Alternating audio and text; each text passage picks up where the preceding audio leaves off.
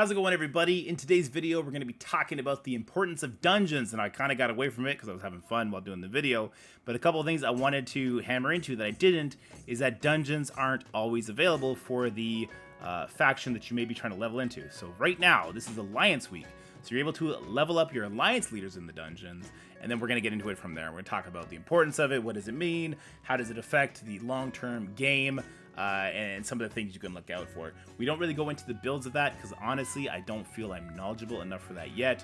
I'm kind of leaning heavily into like a Alliance Unbound Jaina deck right now, which is proving to be really good in PvE, PvP, and in dungeons, but I'm not sure if that's the best because obviously there's big spell implications with Jaina that I haven't really gotten to dive into too much, but I'm really excited to do that.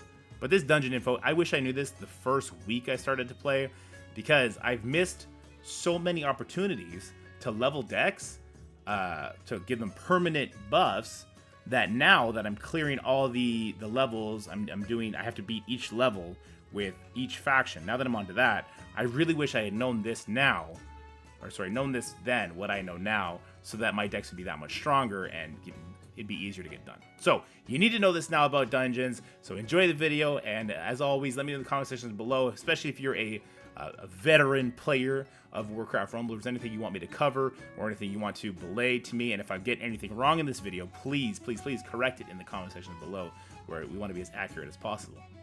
But I hope you enjoy the video. Alright, so here we are at the dungeons screen, guys. We're going to be talking about the importance of dungeons in Warcraft Rumble.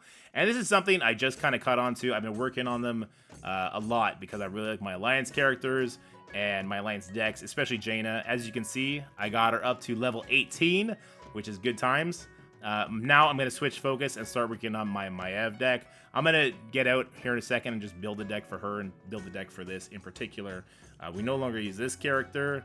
Let's go ahead and grab another Alliance. We got skeletons. It's kind of okay, kind of not. I'm scary, these skeletons. They die a little bit too easy.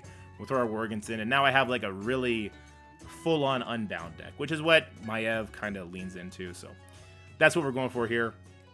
There's a couple levels in this particular dungeon where we're leveling our Alliance characters up that don't like Unbound. Like the second level where we got to cross a bridge, you're going to see it.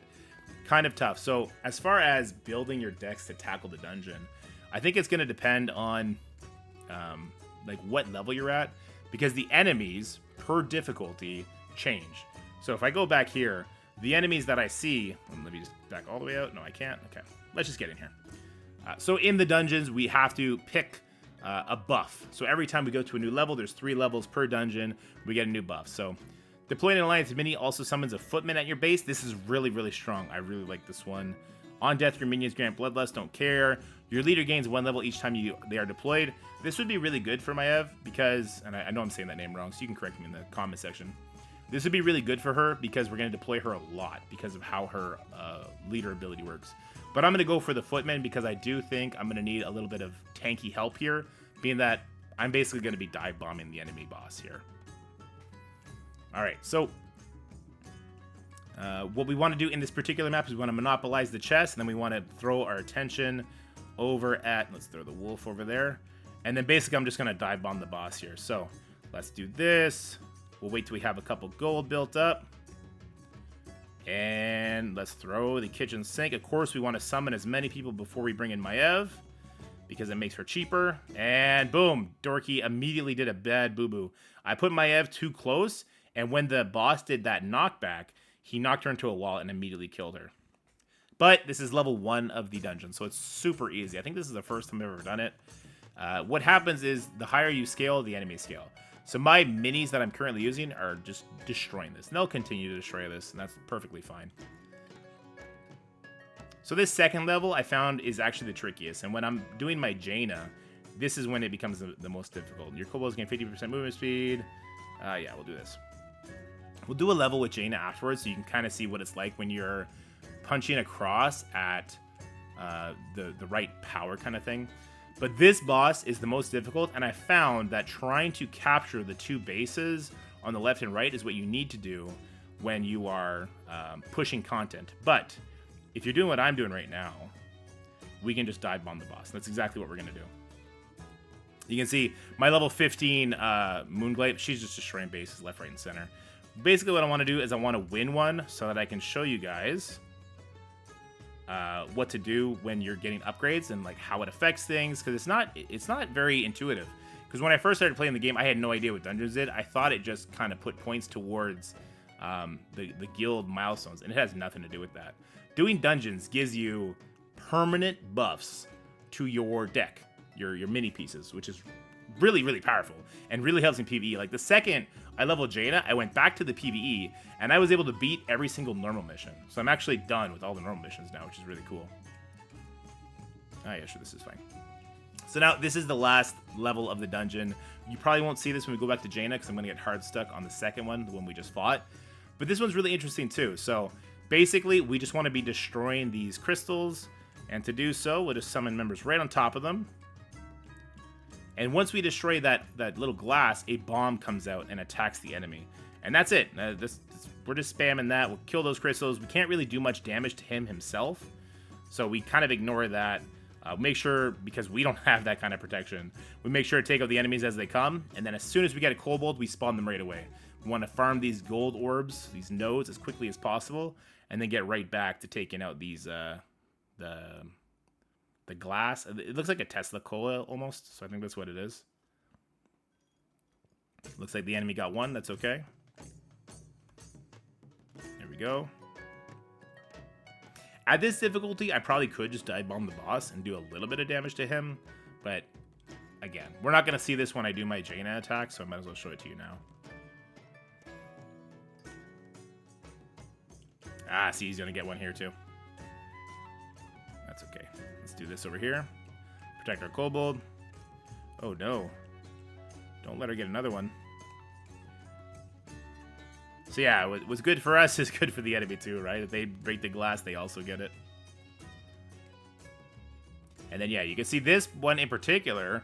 The best part about this boss is that you're never going to time out. You're either going to die or you're going to get enough of shattered Tesla coils. I'm just calling them Tesla coils. You get enough of those shattered that you're going to get the win. And that should do it right there, I think. Let's just summon her in. She'll get one last one just in case.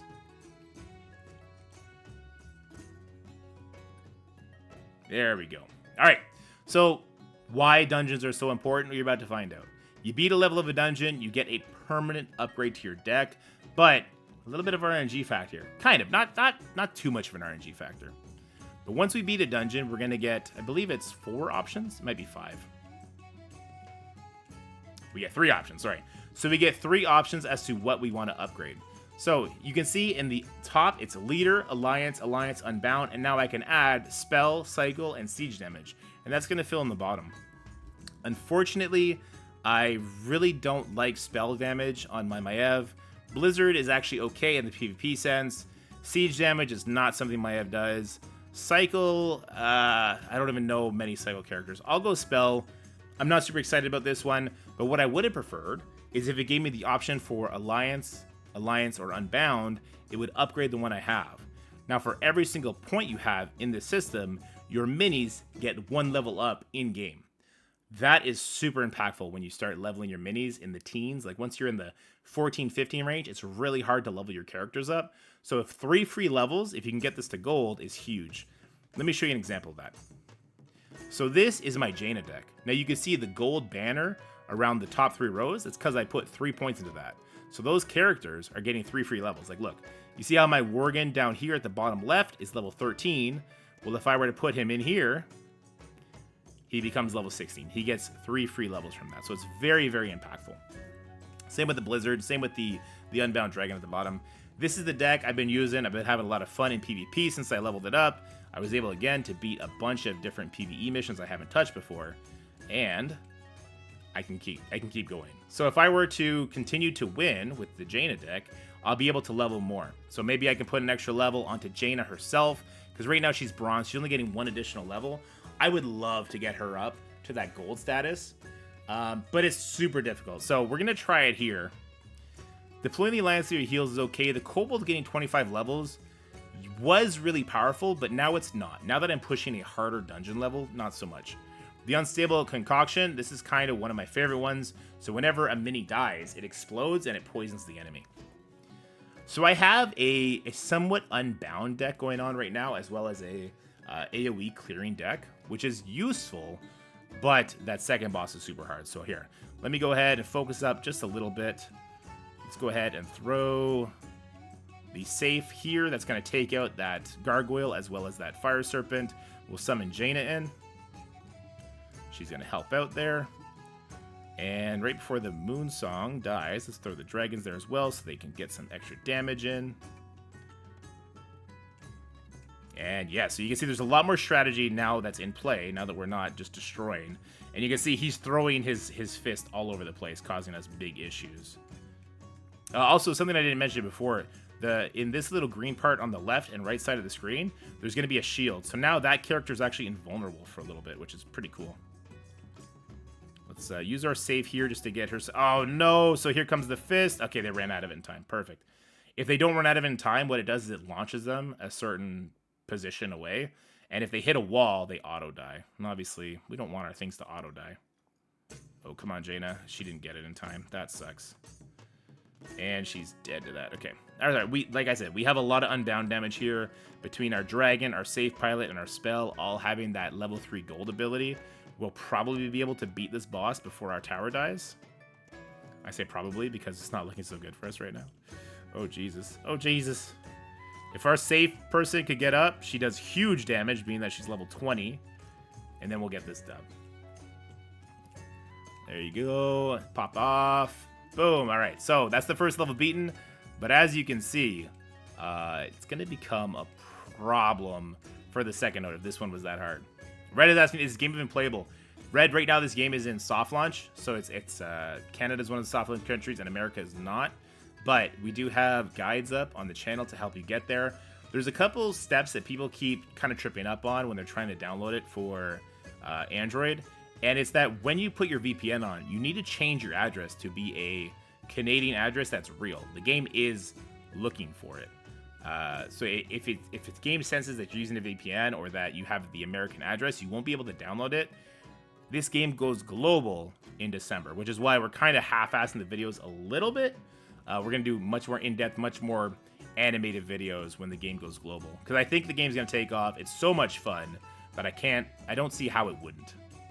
All right, your ranged minis deal increasing damage with each attack. Nah.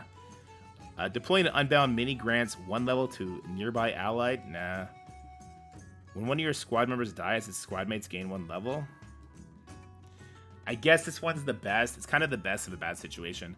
I also think those modifiers are locked at certain difficulty levels, because there's really, really good ones that I have not seen at all since I reached this difficulty. All right, so this is super tough because the towers are way tankier than before.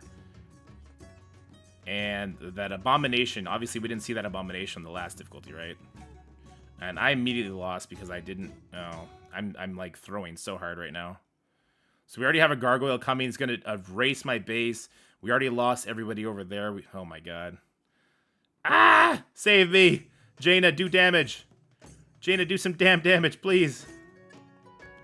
Let's just do a little bit of damage to that tower over there so it doesn't auto revert back.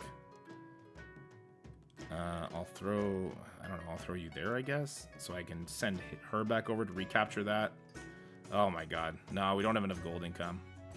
And I put the safe pilot right back in the smoke when I could have edged it out at least a little bit. Oh, the abomination. Okay. I'm playing this really poorly, but it's also really tough. All right.